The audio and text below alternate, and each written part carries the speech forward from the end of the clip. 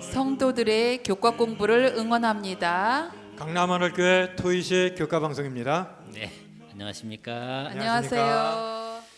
네, 우리가 이제 그 만남이란 게 있지 않습니까? 만남. 참 이렇게 저는 그 꿈이 있다면 어떻게 생각하면 만나보고 싶은 분이 하나님 한번 만나보고 싶어요. 아, 그건 누구나 다 마찬가지죠. 마찬가지인가요? 네. 집사님도 그래요? 그렇죠.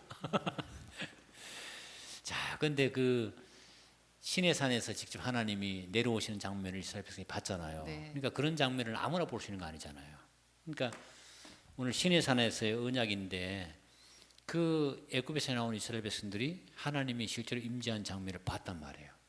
그리고 이제 신약에 보면 그 예수 그리스도께서 신으로 오신 예수님이 인간의 모습으로 오신 예수님과 함께 살았잖아요. 또 참 그런 시대를 살던 사람들은 참 복받은 것 같아요.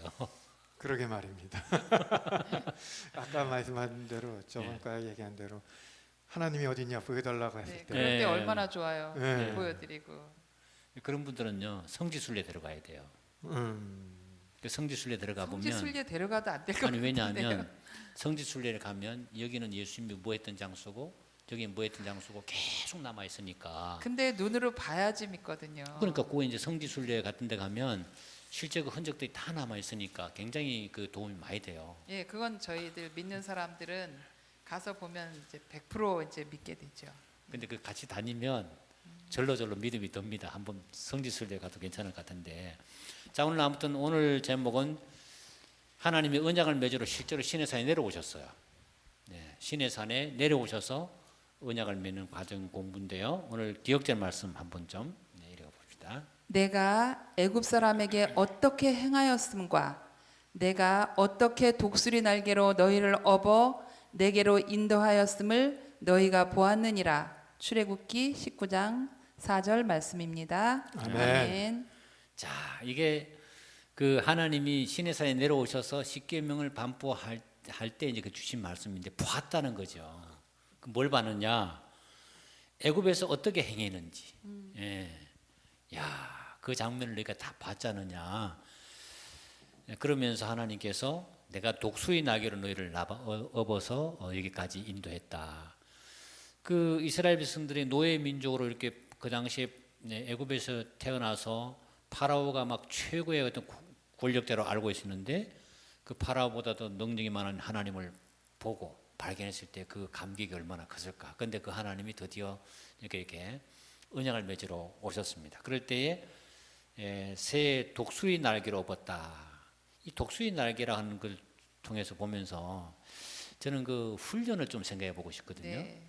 근데 새 중에서도 보면 독수리는 좀 이렇게 특별히 훈련을 좀 강하게 시키잖아요. 네. 하나님께서 우리의 삶 속에 나를 훈련하고 계시다 이런 혹시 생각을 하고 해보신 적이 있으신지 있나요? 뭐 평생 훈련 받았죠. 그래요? 평생 훈련 받고. 평생 훈련 받고 있나요? 네. 정말 산전, 수전, 공중전을 다 겪고 이 나이가 되어 보니까 네. 아, 그때는 왜 이렇게 하나님께서 나에게 고난을 주시나 이런 생각을 했는데 아, 그게 지금은 알겠어요. 네, 아, 그 하늘 의미를 가는 품성으로 갖고. 너를 연단시켜서 정금같이 나오게 하리라 하는 그 말씀이 네. 와 닿아요. 그래서 정말 평생 훈련을 받고 있죠. 집사님도 그래요? 예, 저는 이제 하나님의 섭리가 무엇인가라는 네. 지나고 나니까 느껴지는 경우가 있어요. 네. 그 과정에는 잘 모르겠습니다. 지금 집사님이 말씀한 것처럼 왜 나한테 이렇게 오지? 그럼 내가 믿었던 거에 깨지면서 내가 깨지고 고통당하고 힘들어하고 했었던 것이 지나고 나니까 그게 다 약이 됐어. 네. 예, 그러면서 제가 이만큼 성장하는데 그것들이 다 발판이 되졌더라고요, 보니까. 예, 그거는 그 당시엔 못 느끼겠어. 지나고 나니까 알겠어요, 이상하게. 참 그러니까 어리석은 것 같아요. 그러니까 그 과정을 통과할 때는 아 빨리 끝났으면 좋겠다 힘들다 그 생각은 많이 드는데 뒤돌아보니까 아, 그 훈련 과정이었구나. 네. 저에게 있어서 무슨 훈련이 있을 것 같아요, 저는. 아, 훈련 목사님 큰 훈련이 있으시죠. 어떤 훈련? 어머니는 기독교의 장로교인인가 감리교인이었는데 이 안식일교로 오면서 얼마나 힘든 그 시기를 보내셨겠어요. 네, 물론 그렇죠. 물론 그것도 이제 그 훈련 과정이라고 할 수 있는데 교인들에 대한 훈련 같아요. 교인들에 대한 훈련. 교인들이 참 자기 개성들이 얼마나 독특하고 참 거시기 합니까? 참 궁시렁대는 것도 많고 요구하는 것도 많고 뭐 이랬을 텐데. 그거는 뭐 당연한 거죠. 예. 네, 그건 그래서 당연한 거예요. 저는 이제 과거에 그런 이제 목회를 놓고 그런 생각한 적이 있거든요. 내가 하나님 사업을 한다.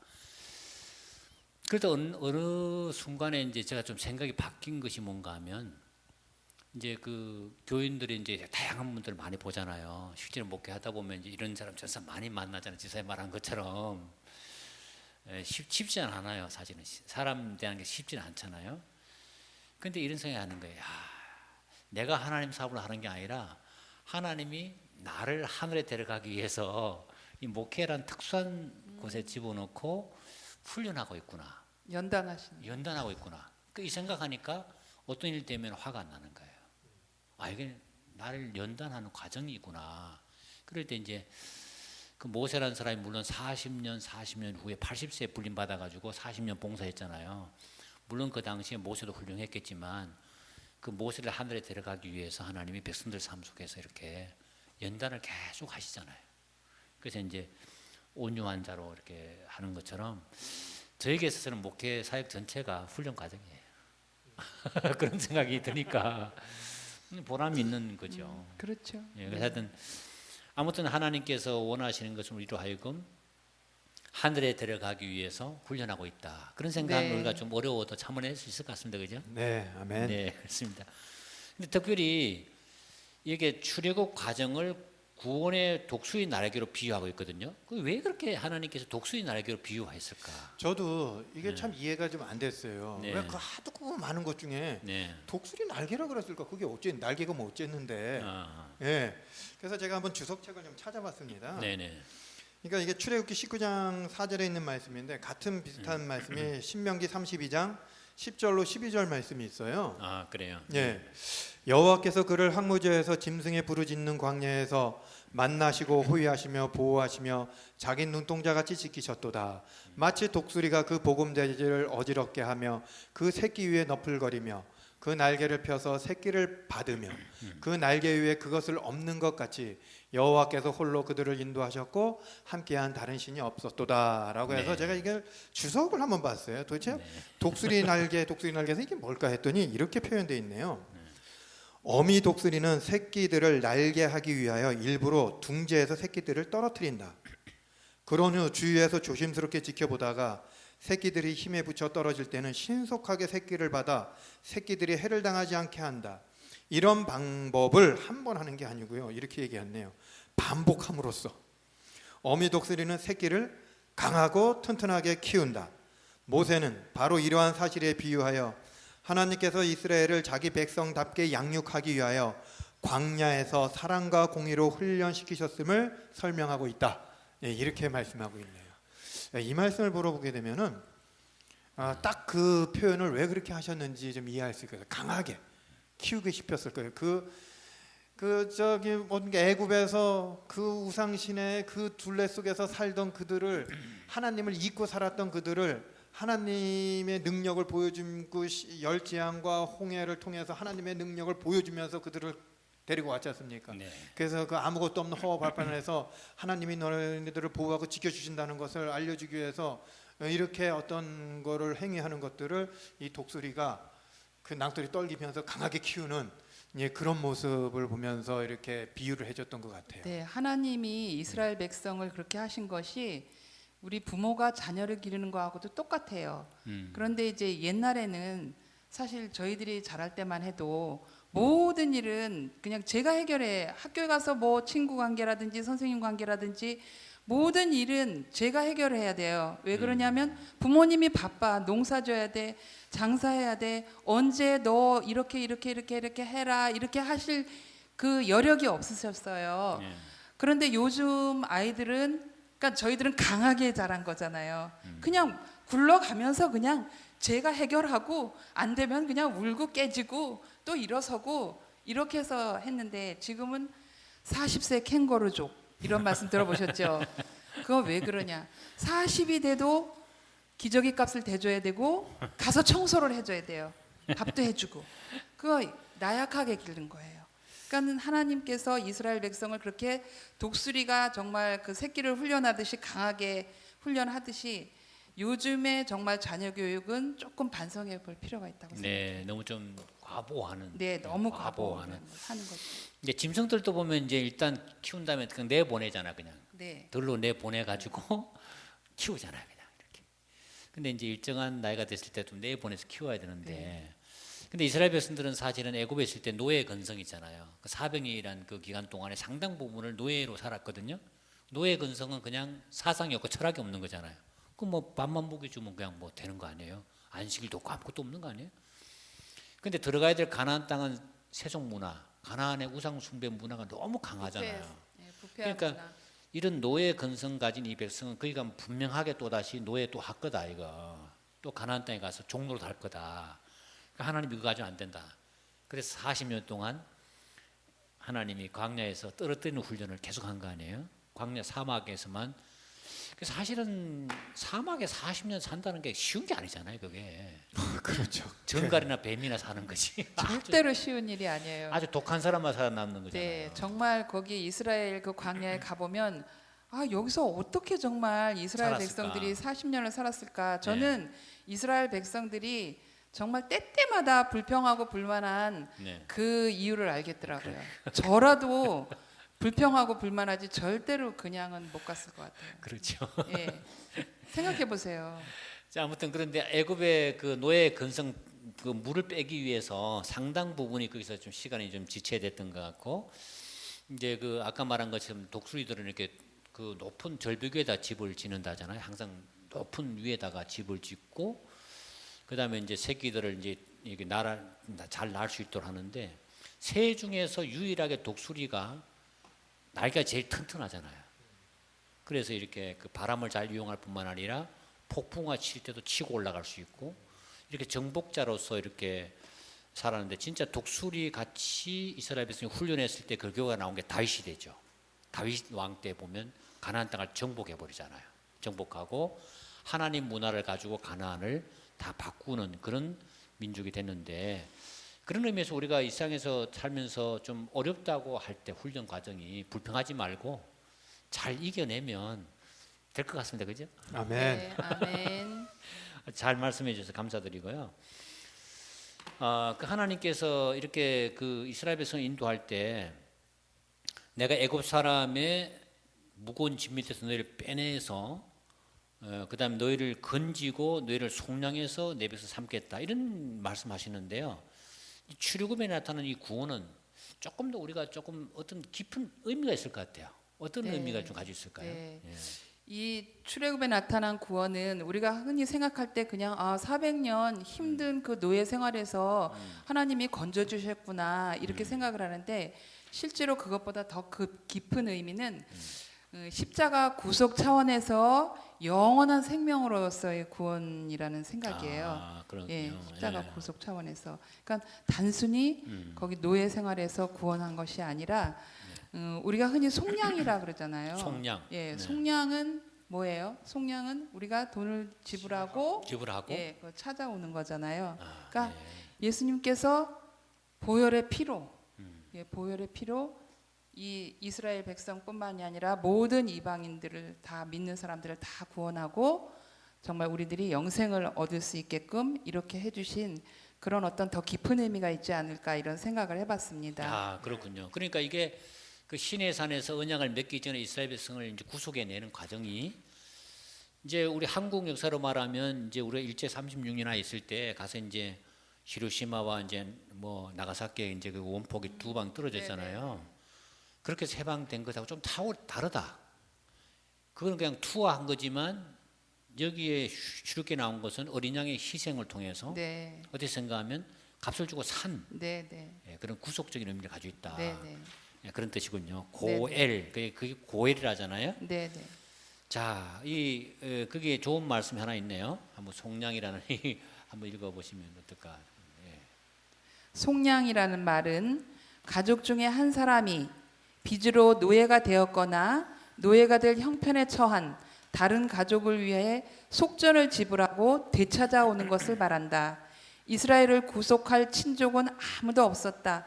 그러나 하나님께서 이스라엘의 친족이 되셔서 그들을 구속해 주셨다.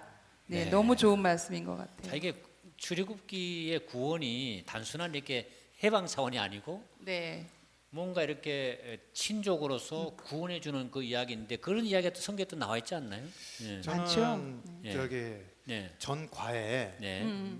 호세아 네, 네, 맞아요. 그 고멜 네. 저도 네. 얘기했잖아요. 네. 네. 근데 돈을 주고 지불하면서까지 데리고 나올 그런 사람입니까? 아니요, 가치가 없는 아니잖아요. 사람이에요. 네, 가치가 없는데도 불구하고 지불하고 나온 거거든요. 네. 그런 거 보면은 참 이 이스라엘 백성들이 지불해서 데리고 나올 만한 존재들이냔 말이에요. 아니요. 이들을 봤을 때 그럼에도 불구하고 정말 그러니까 은혜 같아. 예? 아무 값어치 없는데도 불구하고 예, 돈을 지불하고 즉 값을 지불하고 이들을 이끌어내시는 모습을 보여주거든요. 네. 참 이거를 뭐 어떻게 생각해야 됩니까? 그냥 은혜예요. 예. 그 이제 이스라엘 그 역사에서 보면 이 메시아가 사람을 구원하는 그 과정을 설명하기 위해서 기업 물을 자란 그런 사상이 있어요.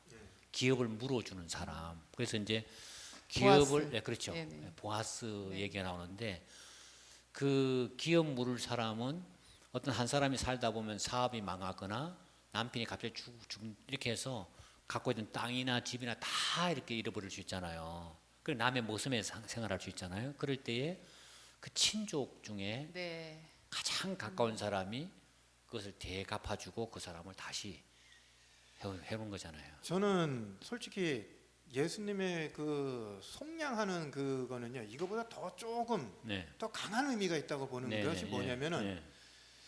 지금 말씀하신 그분들 같은 경우는 정말 살다가 어떻게 잘못돼서 그렇게 된 거지만은 그냥 나쁜 짓 하고 사기치다가 쫄딱 망하고 남의 나쁜 짓 하고 해가지고 쫄딱 망했어. 근데 그들을 자기 돈으로 그들을 구원해 준다는 것은 참 이거는 보통 아니면 그건 정말 힘들거든요. 불쌍하니까 구해주는 건 있어도 야 누가 봐도 저건 아니야. 저놈은 전 저렇게 살다 죽겠나. 그래 넌 벌 받은 거야. 이럴 정도로 안 좋은 사람들인데도 불구하고 내가 갚겠습니다 하고 그 빚을 갚아주고 그러면 이 사람이 고마해주면 좋은데 그걸 또 악용해가지고 또 나쁜 짓을 하는 이 사람을 그럼에도 불구하고 구원하는 개념으로 저는 이해를 하거든요. 그러니까 이거는 이해가 안 돼. 이건 진짜 하려고 해도 이해가 안 돼요. 그런 사람을 구해낸다는 게. 그렇죠. 구속적인 차원에서 보면 그 이제 보아스와 룻과의 관계, 나오미 가족이 다 몰락했잖아요. 남편 죽고 아이 자녀 네. 남편 그 자녀 두 명 두 명 다 죽고. 그 돌아와 보니까 아무것도 없는 상황이고 그럴 때 이제 그 보아스가 나타나잖아요. 그럴 때에 기업 물을 사람이 내보다 저 사람이 다른 사람이 있다. 그 사람에게 먼저 얘기하고 안 되면 내가 하겠다 했는데 그 사람은 내가 손해 들 것 같은 거예요. 안 하겠다. 근데 보아스는 하거든요. 근데 그 보아스라는 사람이 나중에 보면 다윗 가문이 이제 그 네. 조상이 되잖아요. 그죠? 메시아의 조상이 그렇죠. 되는 메시아의 거죠. 조상이 네네. 되고 그 계통을 통해서 메시아가 네. 오잖아요. 그렇다고 한다면 성경 이야기는 손해 보는 이야기다.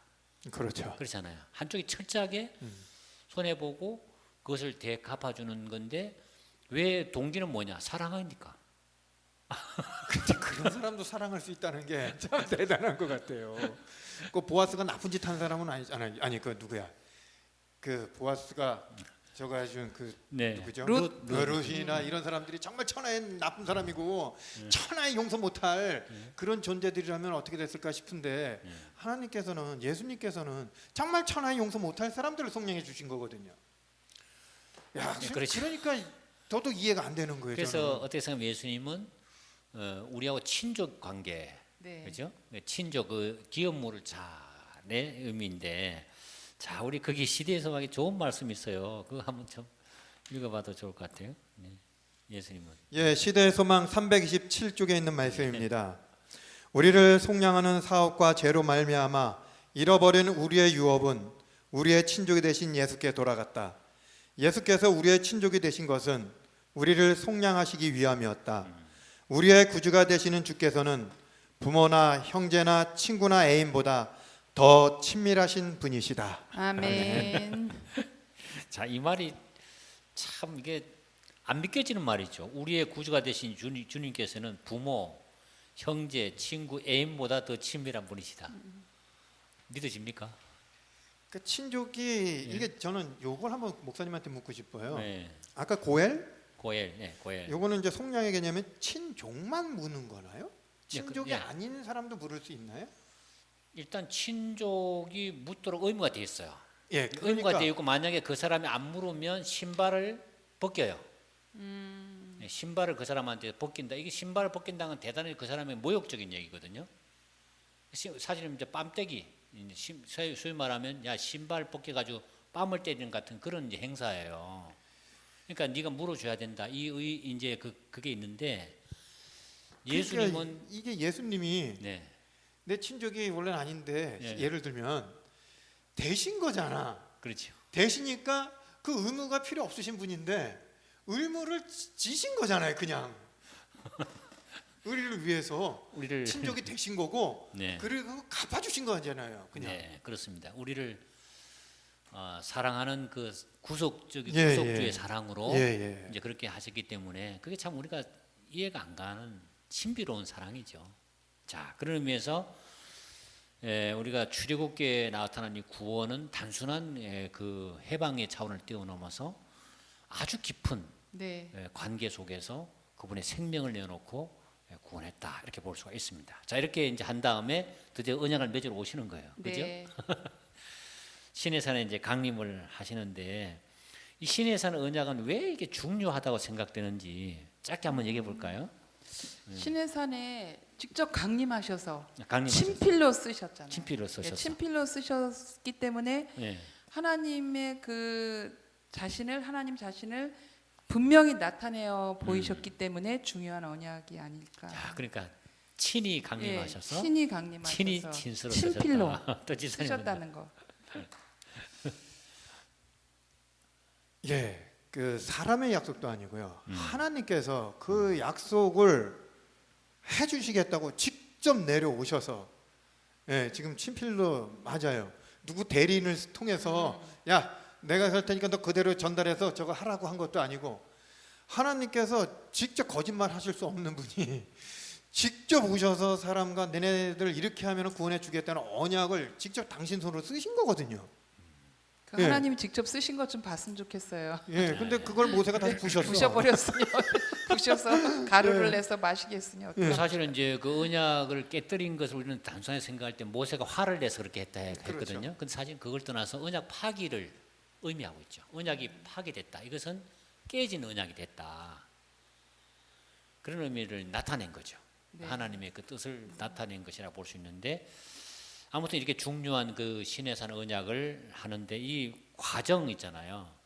언약을 맺는 과정에서도 네. 어떤 교훈이 있을까요? 네. 신해산 언약을 저는 그냥 하나님께서 내려오셔서 그냥 뭐 이렇게 써주신 줄 알고 있었어요. 근데 공부를 하다 보니까 그 완벽한 과정이 있더라고요. 아, 그래요? 예. 네네. 그래서 첫 번째로 네. 하나님께서 출애굽으로 구원을 하셨잖아요. 구원해 주셨죠. 일단 구원을 하셨고 네. 두 번째로는 하나님께서 내가 이렇게 너희와 언약을 맺겠다 하고 제안을 해주셨어요. 그랬더니 이스라엘 백성이 뭐라고 얘기했어요? 네, 다 행하리이다 하고 대답을 했어요. 그러니까 언약을 맺겠다, 네, 행하겠습니다. 그래서 정식으로 언약을 서로 주고받기 위해서 준비를 하셨어요. 네. 그리고 10계명이 선포가 됐어요. 10가지 계명이. 그리고 나서 피로써 언약을 비준했어요. 비준이란 건 뭐냐면 서로 조약 체결자가 네. 확인하고 동의를 하는 과정을 비준이라고 하거든요. 네. 이렇게 완벽한 6단계의 그 과정으로 인해서 맺어진 게 이 시내산 언약이거든요. 그런데 안타깝게도 그게 깨져버렸으니 어떡해요? 근데 이게 이런 과정이 있군요, 그죠? 네. 쌍방간에 예를 들어서 네. 이제 두 사람이 서로 만났을 때 좋으면 둘 사람이 우리 서로 결혼하자 할 때 네, 양쪽 부모가 또 서로 만나잖아요. 양쪽 부모 오케이. 네, 비준. 그 과정이죠. 네. 그 다음에 또 정인들을 모아놓고 또 그 앞에 또 하잖아요. 네, 선언하고. 몇 번의 어떤 그 과정을 거치잖아요. 네, 중요한 거니까. 근데 이 언약도 보니까 얼마나 중요하면 피로 이렇게 네. 이거 보면 그거는 피로써 한 거는 어쨌든 네. 그 메시아의 그 희생의 피가 있어야만 네. 우리가 구원을 받을 수 있다는 그걸 뜻하는 것 같아요. 네. 네. 언약을 깨뜨린 너희들 위해서 내가 죽어야 되겠다 이런 그 각오도 드러나는 것 같고. 네. 제가 이거 네. 8가지인가요? 네. 이걸 쭉 공부를 하면서 느낀 게 있었어요. 네네. 특히 이제 5번째 십계명의 선포됨. 예, 출애굽기 20장 1절에서 17절 말씀. 저는 이거를 착각을 한 거예요. 네. 제가 어렸을 때 십계라는 영화를 봤거든요. 있었어요. 아, 네네, 네, 맞아요. 근데 그 십계라는 영화를 보게 되면은 돌판에 지금 하나님 네. 번개를 뭐가 와랑 치면서 너는 나 외에는 다른 신을 내게 있게 말지니라. 짜자자자장. 너는 나 뭐 우상을 만들지 말고 뭐 어쩌고 짜자장. 뭐 이렇게 망령때 일컬지 말고 짜자장 이렇게 했잖아요. 좀 그래서 그게 이게 뇌리에 박힌 거예요. 그래서 사실은 십계명에 선포되는 이게 돌비를 주는 걸로 저는 알고 있었어요. 이게 착각을 했었어요. 이게 돌비를 줄 때 그렇게 줬다.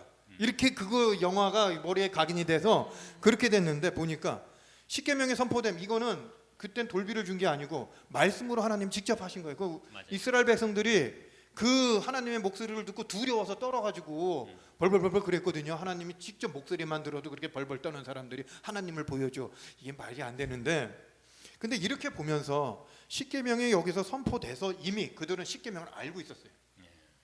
예. 그리고 모세가 70인의 장로를 데리고 시내산에 올라갑니다. 그래서 하나님을 만나서 대면에서 먹고 마시고 하고 그 2명만 모세가 데리고 이제 그 구름 속으로 가서 돌비를 이제 직접적으로 하나님이 인정하는 걸 받아요. 근데 그 사이에 이스라엘 민족들이 우상을 만들고 금송아지를 만들고 하는 거거든요. 근데 그들이 하나님이 분명히 십계명을 모세가 돌판을 받으러 갈 때 몰랐던 게 아니고 이미 공표를 했기 때문에 알고 있었던 사이인데 그 바로 얼마 되지도 않는데 글쎄 또 그거를 잊어버리고 그거 하는 모습을 보면서 야 이거 참 이거 어떻게 생각해야 되나? 그러니까 이게 보면 우리가 다 지키리다 이랬잖아요, 그죠? 네, 다 행하리이다. 행하리이다. 그게 얼마 며칠 못 간 거 아니에요? 네, 며칠 못 갔죠. 며칠 네. 못 간 거예요. 네. 하나님 그걸 알고도 네. 이 언약을 하러 오신 거 아니에요, 지금? 네. 그래서 우리가 결국은 어디에 의존해야 되는가 하면 우리가 뭐 하는 믿음이나 우리의 행위가 아니라 하나님의 은혜를 의지할 수밖에 없는 거예요. 이렇게 뭐 다 지키리다 하고 나서 며칠 만에 깨뜨려 버리니까. 그래서 이제 오늘 공부를 좀 이제 한번 줄여 보면서요. 우리가 이제 이 십계명이 반포가 됐는데 결국은 우리가 이제 순종, 믿음, 그죠? 그다음에 구원 이런 게 있잖아요.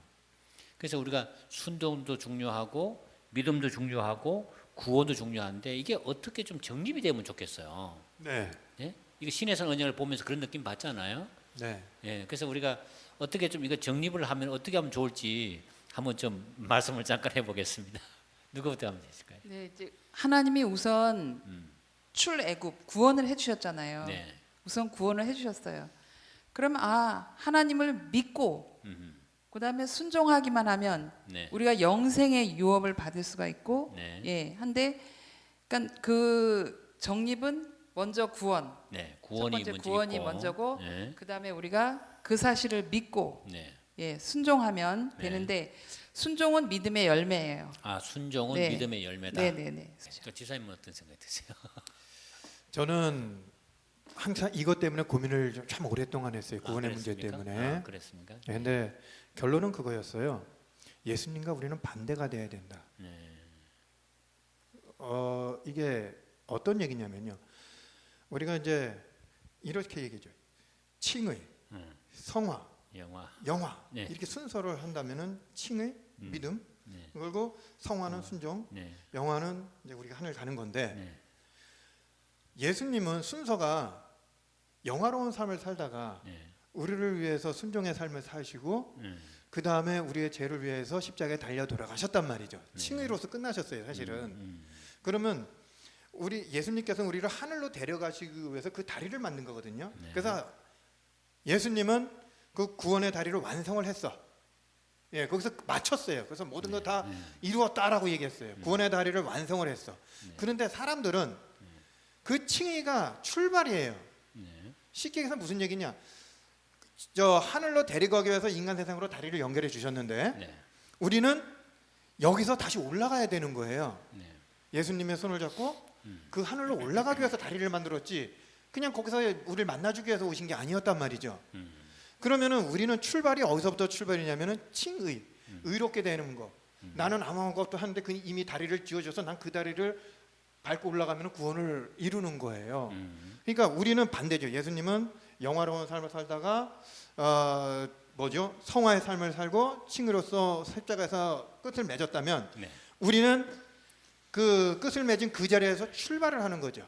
그래서 예수님의 손을 잡고 순종의 삶을 살고 그 순종의 삶을 통해서 예수님이 재림하실 때 하늘을 가는 거거든요. 네. 그러니까 그 차이 같아요. 그 예수님이 다 이루었다고 얘기했을 때 그 다 이루었다는 게 구원의 길을 완성을 했다는 뜻인데 우리는 예수님만 믿기만 하면 구원받는다는 개념으로 거기서 끝내버린 것 같아요. 네. 그 길을 따라 같이 걸어갔어야 되는데 그 길을 걸어가는 것을 생각을 못하고 있었던 것 같아요. 대부분. 우리가 순종함으로 구원을 얻을 수 있는 것은 아니니 대개 구원은 믿음으로 말미암아 얻는 하나님의 값없이 주시는 선물이다. 그러나 순종은 믿음의 열매이다. 네. 네, 그렇죠. 아멘. 아멘. 그렇죠. 딱 정립이 되었습니다. 그죠? 자, 오늘 교과 마무리를 하면서 우리 마무리 한번 네. 집사님. 예, 첫 번째로요. 하나님께서는 시내 산에서 아브라함의 후손 이스라엘 백성과 새로운 언약을 세우셨습니다. 둘째, 십계명 언약은 오늘날 그리스도인들이 지켜야 할 유효한 영원한 언약입니다. 아멘. 아멘. 고맙습니다. 오늘 수고 많이 하셨고요. 우리 제 다음 8과에서는 언약의 율법, 다시 한번 우리가 신해사에 반포된 그 언약의 율법을 다시 한번 좀 반복해서 공부를 하겠습니다. 여러분 대단히 감사합니다. 감사합니다. 감사합니다. 네, 안녕히 계십시오.